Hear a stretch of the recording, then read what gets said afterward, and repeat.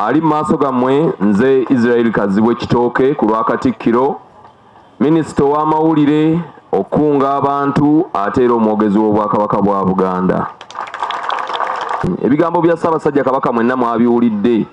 Yasoose n'abannyonnyola nga bw'ali mu kuwummulamu n'okwekebejjebwa abasawo be. Ate bwe yavudde awo n'atutegeeza nti emirimu gyonna egikolebwa wano agimanyi, era ne yeebaza Katikkiro ne baminisita n'abaami bonna mu mitendera egy'enjawulo olw'emirimu gye mukola, era awo ndooza mwandyekubiddeko mu ngalo ez'amaanyi. Era nnyinimu yatutegeezezza nti mu bbanga ttono ajja kuba akomawo ewaabwe, era tumulindiridde n'essanyu lingi nnyo. Obubaka bwa Ssaabasajja Kabaka bwatuzizzaamu nnyo amaanyi. Njagala okubategeeza nti olunaku olwaleero tufunye bannaffe okuva e Kooki, n'ate bannaffe bano okuva e Buddu, omubadde ab'ekibinge bankizo nnyo eri nze n'Obuganda bwonna. Nze ebukojja bwange buli awo Kinoni, abamanyiiwa awo e Masaka ng'ovudde e Kaboyo, naye nayagalanga nnyo okgenda ekibinge lwa nsonga emu, twalinayo bakadde baffe eyo, naye nga kyekyalo buli aliyo yeeyita nti mugagga, ate era nga bagagga. Omuntu bw'otakkiriza ekyo ky'oyagala okubeera tosobola kifuuka. Naye abantu bokka mu Buddu abamanyi kye bali be bantu abava ekibinge. Njagadde okulambululako ku nsonga zino entonotono. Mugenda bulijjo ne muwulira nga boogera ku nsonga ya mumyuka.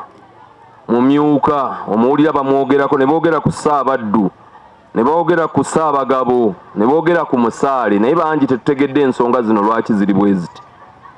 Mumyuka bwe baba bagambye eggombolola mumyuka, ono ye mwami abeerawo mu kifo ky'obukulembeze omukulu. Ekigambo kumyuka kitegeeza okukola ebyo omukulu bye yandikoze singa abadde taliiwo.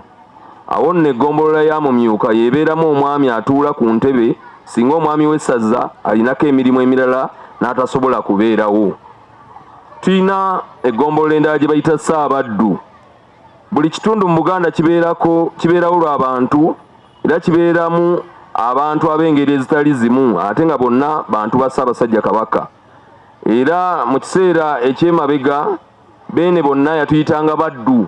Kati omukulu yakulirangamu abaddu bano bwe baayitanga ani? Ssaabaddu.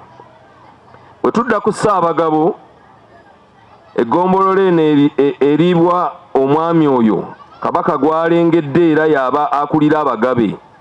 Obwami obwo buviira ddala ku nkola ya Buganda ey'okutabaala abalabe awamu n'okutaasa eggwanga.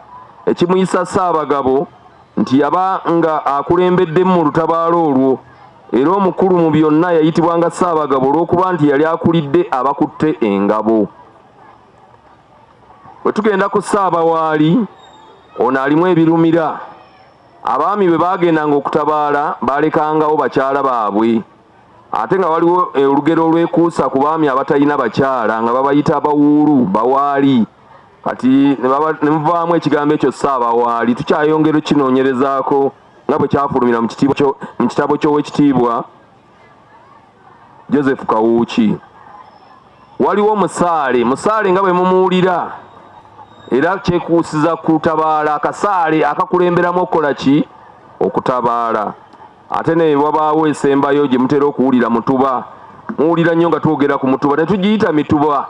Ne bwe ziba nga bw'owulidde 18 oguyita gumu nti Mutuba. Lwa nsonga gye ngenda obbannyonnyola wano. Obwami buno bwe bulaga nti Buganda nsi era eranda awamu n'okulandiza obukulembeze. Nga Ssaabasajja Kabaka amaze okufuna abaami mu buli kitundu, yalabanga ate ebitundu bikyali bigazi nga binene, era n'atandika enkola ey'okusimba emituba. Era omutuba guno gwalandanga, gye gwakoma oluusi ne gubalako n'emiti emirala. Awo nno we yasimbiranga omutuba omulala okulaga nti eggombolola endala etandikira wano. Era kyekyo lwaki tuguyita Mutuba, tegweyita ki? Mituba. Ebyo nno ndowooza mubitegedde bulungi nnyo. Njagadde kwekoonako Kooki eno. Abantu bangi tebamanyi lwaki Kooki ssaza lya Buganda. Kooki eno mu 1696 ne 1740 waliwo omubiito Omulangira Bwohe eyava eyo mu Bunyolo Kitala dynasty gwe tusuubira nti yateekawo obwakabaka bwa kooki mu biseera ebyo nga bwe bwali buyitibwa. Naye mu 1700 kabaka waffe wano Jjunju Ssendegeya yateekawo enkolagana wakati waffe ne kooki, era kooki yo yali emanyikiddwa mu luzungu oba mu lunnyanyimbe gye bandiise chiefdom, naye ng'erina agikulembera ayitibwa Kamuswaga. Ne bwe tumala enkolagana eyo bwe yajjawo mu kiseera ekyo eky'abafuzi b'amatwale, Kamuswaga yafuuka omwami ow'essaza era ng'alina ekifo ekikulu wano mu Bulange. Era bw'amala okufuuka omwami ow'essaza byonna ne bikwasibwa obwakabaka bwa Buganda, era tewali kubuusabuusa, kooki eri mu Buganda era ssaza lya Buganda. Awo nno we neebaliza omukulu ono omwami ow'amaanyi ow'ekitiibwa ayambako Ssaabasajja Kabaka okukwanaganya emirimu gye kooki. Omulimu ogukoze bulungi era weetaaga okubibwa engalo ez'amaanyi. Emabegako bwe baadde basoma embalirira y'obwakabaka bwa Buganda, omumyuka owookubiri owa Katikkiro wa Buganda ow'ekitiibwa Waggwa Nsibirwa yayanjulidde Obuganda biki ebigenda okukolebwa mu bwakabaka bwa Buganda. Mu kisaawe eky'ebyobulamu ebyo bwe njogera tebiggwaayo, naye leero njagadde okwogerako mu kisaawe eky'ebyenjigiriza. Mu biki Entebya bye yabaddemu, Entebya kwe kwanjula biki by'okoze, ate yatufulumiza n'embalirira biki by'asuubira okubeera mu mbalirira y'omwaka guno. Mu kisaawe eky'ebyenjigiriza twalabye nti Ssettendekero wa Kabaka gwe bayita Buganda Royal Institute yafulumiza abayizi 1379 matikkiro agawedde. Ekyo kya ssanyu nnyo eri Obwakabaka, bakitegedde mu kikubire mu ngalo.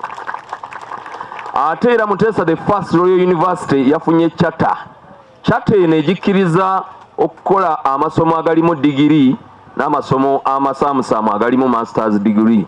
Era tubasaba abayizi mubongere mu bungi nnyo. Era bwe yabadde ayanjula Entebya eno yategeezezza nti Obwakabaka bwawaddeyo basale mu nkola gye bayise kalaamu ngabo 42 ez'obwerere nga tosasulayo kintu kyonna mu Bwakabaka bwa Buganda oba mu ssomero eryo. Ate era ne basale z'osasulayo ekitundu basale 400. Ate ne basale 6 ez'obwerere nga kolaganye wamu n'essomero lya Mengo School of Nursing. Kino kiraga okuseseetuka kunene nnyo mu kisaawe eky'ebyenjigiriza. Ate era twalabye nga ettendekero lyaffe erya Bowa Technical Institute bazimbayo ekizimbe kye bayita Mattu Mpaggwa, ne bawaayo entebe, ne bawaayo generator, ng'abayizi abadde 156 mu mwaka gumu bafuuse abayizi 325.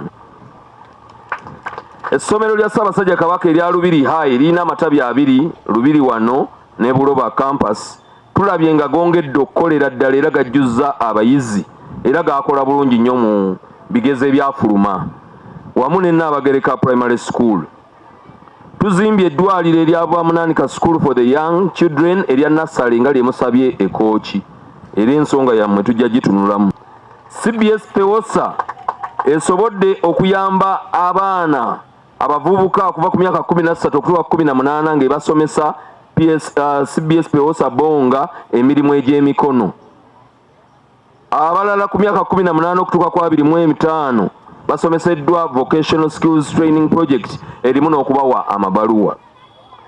Ebintu bino bwe mbyogera omuntu omu asobola obutabitegeera naye kubadde kuseseetuka nnyo eri Obwakabaka bwa Buganda. Wano njagala okwebaliza Cabinet, abantu bonna akoze okulaba nga Obwakabaka buseseetuka. Ekyo nkyogedde mu kisaawe eky'ebyenjigiriza, si kuteeko mu byabulamu gye tuzimbye amalwaliro agasukka 8, si kuteeko ku nzizi ze tusimye, naye byonna byonna bikoleddwa. Kati omuntu bw'ayima eyo n'atandika okwogera abo bakola ki, biki ebigenda mu maaso, ndowooza omusekerera busekerezi. Tetuli kiguumaaza ng'ente esula mu ffumbiro.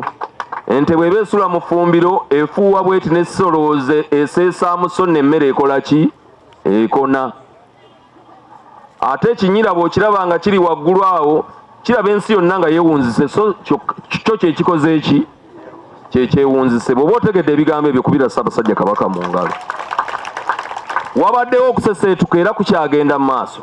ffenna tuwulize mukuumaddamula Ssaabasajja Kabaka gwe yatuwa Charles Peter Mayiga, tuwulirize abakungu abali mu bitongole bya Ssaabasajja Kabaka ebyenjawulo, tuwulize ab'ekitiibwa byatuwa mu lukiiko lwa Buganda, tusobole okuba nga tuseseetuka tujja genda mu maaso.